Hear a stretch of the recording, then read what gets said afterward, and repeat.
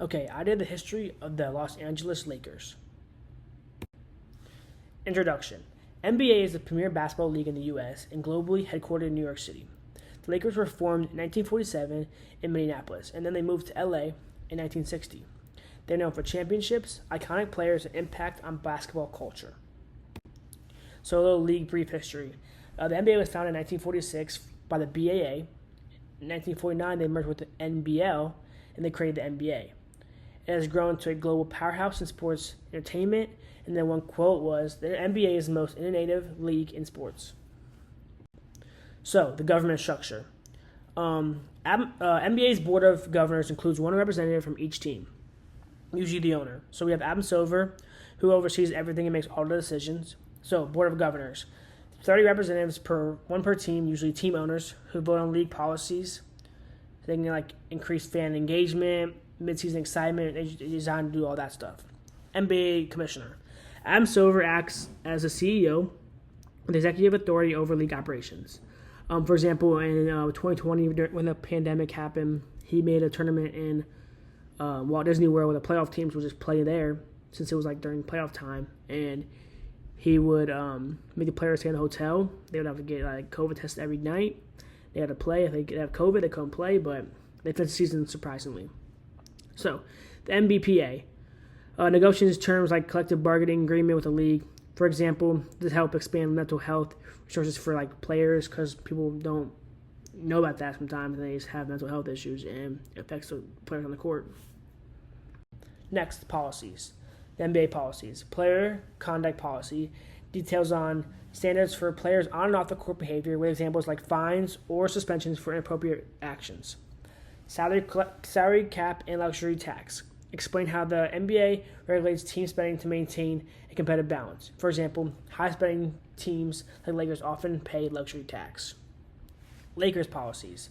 Player development policy. Emphasis on rookie mentorship, pairing new players with seasoned veterans to help them adapt.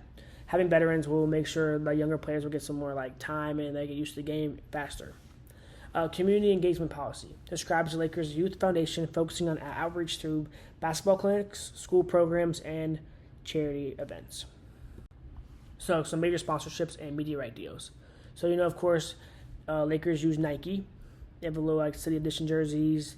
They have cool logos on them. Next, they have Gatorade, which is a hydration sponsor. They got Rakuten, sponsors the Lakers with their logo on teams' jerseys. And then media right deals, ESPN, ABC, and Turner Sports. $24 billion deal securing rights through 2025, which I thought was unique. For example, NBA games and events like the NBA Finals are broadcast nationally, expanding the NBA's reach. And then lastly, Amazon Prime Video. It's got a new deal I saw for $11 billion, which was insane. And yeah, you can go to Prime and watch games on the NBA. All right, so we got some current events happening. So right now, the in-season tournament, which is a month long, and players will play in a little 4-team bracket.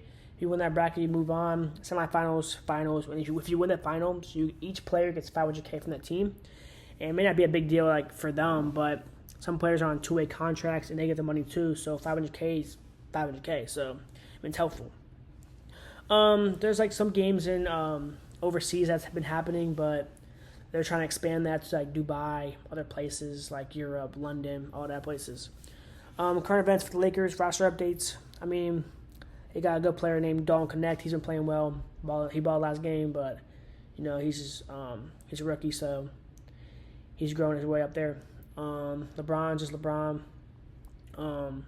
Always playing well. Everyone else doing well. LeBron's milestones highlight. Well, recently he did get the passing all-time scoring record last year, which was phenomenal. He beat Kareem. That's about it so far. All right, so now some interesting facts. So Lakers have the second most championships in the NBA history. Last year, the Celtics won, so now they have 18, and Lakers have 17. So luxury tax. So basically, players who cost a lot and they go over the cap limit, they got paid that extra luxury tax. So teams the Hornets, who don't spend that much money on players, they aren't as good, so they're weaker, but they don't have as much money that they're losing because of that. Super teams and influence the formation of super teams like Lakers with high-profile players.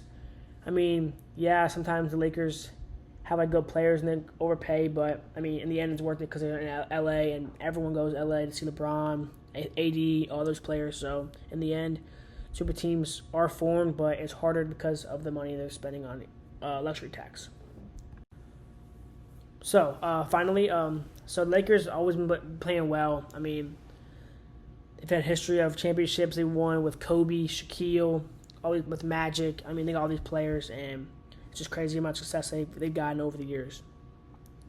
Community impact. They've always worked with other kids, work on the game. LeBron's a good mentor to his family, other kids. Everyone loves LeBron, but just like little things in life that matter, like him helping Akron and building a school for them.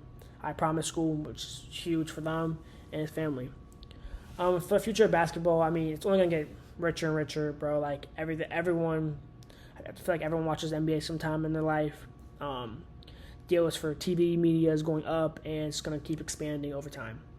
That is all. I appreciate you guys.